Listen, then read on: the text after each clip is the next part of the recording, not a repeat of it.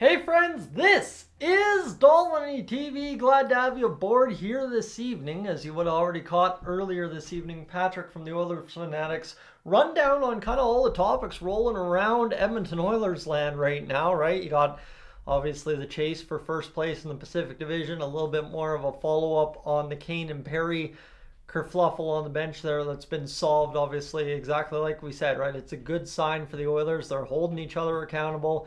Corey Perry, a veteran who's worked his way onto a big role on this team, takes it to another guy that obviously has a big role on this team to just be better, and both players now better for it, and the team even better because of it. So that's all fine and dandy when it shakes out. But today the Oilers, as Patrick noted on his third item on the list, released their team photo. And friends, when it comes down to it, well, the secret, the cat, whatever you want to say, is fully out of the bag here for the Edmonton Oilers. I'll expand on that more in a minute, but if you are new to the channel, please consider hitting that subscribe button here on the channel. I want to have you aboard for the playoffs, okay? Told you I'd tone down the subscribe button over the span after hitting 15,000. We've done that for the past little bit, but now we got to gear up for, in 14 days, puck drop for the Edmonton Oilers in the Stanley Cup playoffs coming on up. Okay, so what do we know? Well, Tyson, give me the goods first. The 2023-2024 Edmonton Oilers team photo. All right, so what you see right here, up front, you've got obviously both goaltenders. You've got obviously as well the head coach, the CEO of hockey operations, the general manager of the team, and then you got your four players that wear letters, right? You've got Draisaitl, Nuge, McDavid, Nurse. Okay, but you go a little bit further and expand on this just a teeny tiny bit. Let me see here if we can't just expand this right up for you and see what we can go. No, apparently it's not going to let me. Let's see if we can try that instead and go right here just like that. Right there in the middle of your screen, you would see Mr. Jeff Jackson, the Edmonton Oilers CEO of hockey operations. Well, friends, why am I picking on that? Well, let's go back to that Jay Woodcroft firing back in November, shall we? When I talked about kind of the master plan for the Edmonton Oilers, right? This is all now Jeff Jackson's show.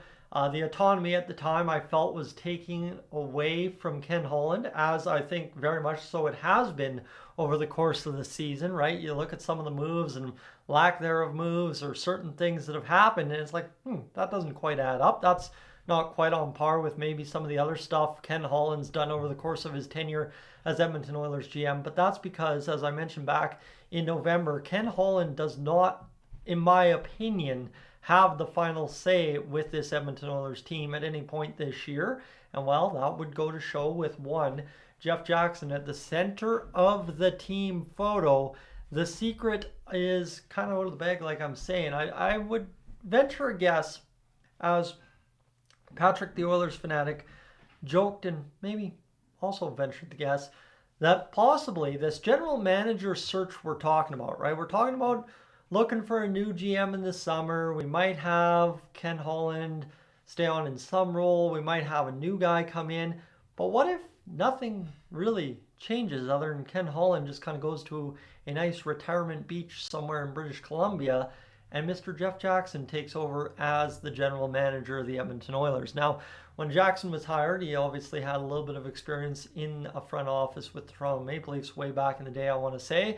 And of course, he's been there, done that on the other side of the equation as a player agent. So when you look at this here from the Edmonton Oilers, and I mean, I could be reading way too much into this, but it's odd that a guy who is not your general manager, not the winningest head coach in franchise history, not your captain, right? There's a ton of different guys that I think would naturally, I don't know how other team photos look, but would naturally be at the center of your team photo, not front and center.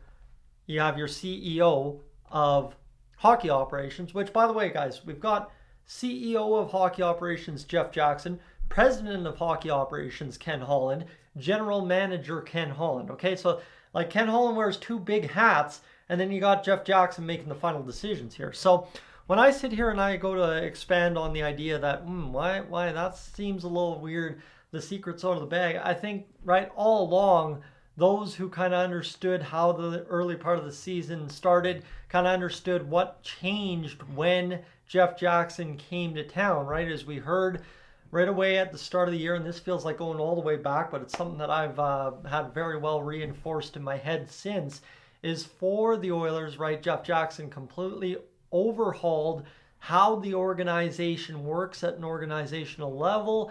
I would akin that back to we heard right on at the start of the year is Jeff Jackson was clamping down on the leaks coming from within the organization, right? Obviously, there's a lot of stuff floating around about the team out there over the past few years. Jeff Jackson, to his credit, has really done a good job dampening that noise from within the team out in the public discourse.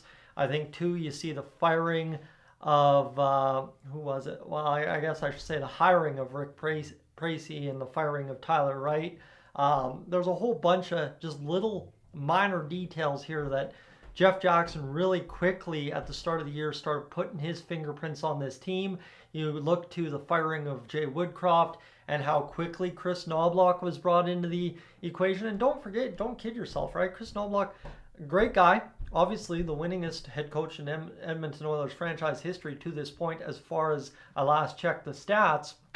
However, right, if Jeff Jackson, Connor McDavid's former agent, who also was his agent in junior, isn't the CEO of hockey operations at that moment in time, A, is Jay Woodcroft fired, B, is Connor McDavid's former junior coach brought in to be the head coach. I mean, I love Chris. He's done fantastic. This is no knock against him, but it's kind of, you add up the equations along the way, right? And it was at that point that I said, no, this is something that I talked about back in the summer when Jeff Jackson was hired. It was one of the first things I actually talked about when Jeff Jackson was hired. I said, I don't know if Jay Woodcroft gets his contract renewed following it coming up, and I think it was due at the end of this year or next. I think it was at the end of next year, actually.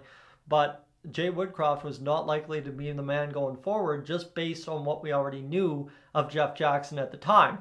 Well, right, bingo, Jay Woodcroft doesn't even survive more than 2 months of hockey under Jeff Jackson, and the new guys in there. And again, no disservice to what Chris Knobloch has done for the Edmonton Oilers.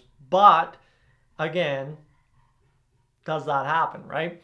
And obviously for the Oilers, I think too, there's a lot of things with the Ottawa Senators that shook out a little bit differently as well, right? If a certain owner that now owns the Ottawa Senators doesn't own the Ottawa Senators, does Steve Staios leave the organization? Is there maybe more of a natural succession plan there with Ken Holland and Steve Staios? You can go have fun with how last offseason and how this year's evolved over the course of both franchises and try and figure that one out. But again, right, is Jeff Jackson is the man here now. We are going into an off season, obviously a playoff as well, that is very much so fingerprinted by one Jeff Jackson. And now all of a sudden at the very tail end of the year, you've got him front and center of the team photo. Now, like I said, any team photo might possibly look like this. I'm not 100% sure.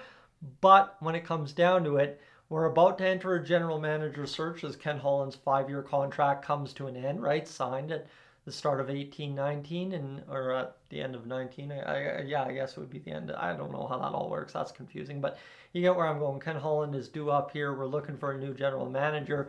And you got this today, and it's something we've been working towards all season long. And I guess, do I want to just kind of figure out where you guys back home are at with everything with Jeff Jackson and see where we go, right? I guess that's maybe more or less what this is. It's just a fact-finding mission to kind of see what the general consensus is across Oilland, to see where we all sit on possibly the fact that we don't have a general manager search to do. I know Mark Hunter's been mentioned, but we might not have a search to do at all. We might have a CEO of hockey operations and a general manager, right? We keep talking about all these titles. Well, very easy. You eliminate one guy, you eliminate one position, and you have the guy fill the one position the other guy vacated, right? CEO, GM, there is no more president, away you go. I don't know if that's something Jeff Jackson is looking to do. I don't know if that's something Jeff Jackson's interested in, but it sure seems to me that Jeff Jackson, no matter what the situation that happens this summer is, will definitely continue to have his fingerprints all across